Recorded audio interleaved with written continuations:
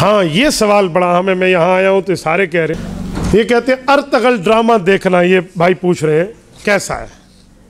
یاد رکھو drama drama ہوتا ہے، حقیقت حقیقت ہوتی ہے۔ میں حیران ہوں کسی حقیقت میں بندے کو روتے دیکھ کر لوگ کہتے ہیں ڈرامہ ہے، اور بعضوں کا ڈرامے میں روتا دیکھ کر لوگ خود رونا شروع کر دیتے ہیں۔ ہم وہ امت ہے، حقیقت میں کوئی رو رہا ہو ڈرامہ بڑھایا، اور کوئی ڈرامے میں رو رہا ہو جو ڈرامے سے رونا بھی آئے، وہ خود ہی رو رہے ہوتے ہیں فلم میں۔ ایسے نرم دل میں نے اس دھرتی پہ پاکستان میں عجیب مخلوق دیکھی ہے، یقین۔ ارطغرل ڈرامہ ڈرامہ ہے بھائی، حقیقت نہیں ہے۔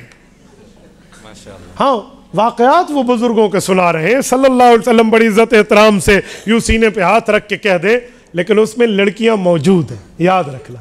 لوگ دیکھتے کیس لیے ہیں؟ حلیمہ سلطان کی وجہ سے، اور نام کیا لیتے ہیں؟ سلطنت عثمانیہ اس میں ڈرامے میں دکھائی جاتی ہے، اور ساتھ ہے اس میں کوئی سلطنت عثمانیہ نہیں دکھائی جاتی، سلطنت عثمانیہ کی شکل مختلف معاملات میں دکھائی جا رہی ہوتی۔ تو اگر تم ڈرامے کو ڈرامہ سمجھ کے دیکھو گے تو یہ ویسے ہے جیسے باقی ڈراموں کو دیکھتے ہو، گناہ میں برابر ہو، کوئی بڑے چھوٹے کی بات نہیں ہے۔ اور ہاں اس عورتوں والے ڈرامے کو دین سمجھ کے دیکھو گے ثواب ہے، تمہیں ڈبل گناہ ہوگا۔ اس لیے کسی ڈراموں کی حمایت میں نہیں کیا کرتا۔ ڈرامہ ڈرامہ ہوتا ہے، ڈرامہ کیا کہتے ہیں؟ ساچ کو کہ کوڑ کو؟ ڈرامہ کیسے کہتے ہیں؟ ساچ کو کہ جھوٹ کو؟ تو پھر ڈرامے کو ڈرامہ کہو نا۔ ہاں کبھی کہیں گے امی ابو نے ڈرامہ بنایا، آپ کہیں گے؟ وہاں تو حقیقت ہے۔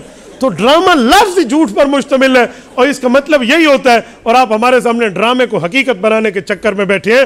اور بھائی کالے کدا نتیسن بگے، کالے کدا نتیسن بگے بھاویں 100 من صابن لگ گئے۔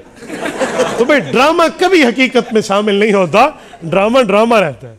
تبارك الذي نزل الفرقان على عبده ليكون للعالمين نذيرا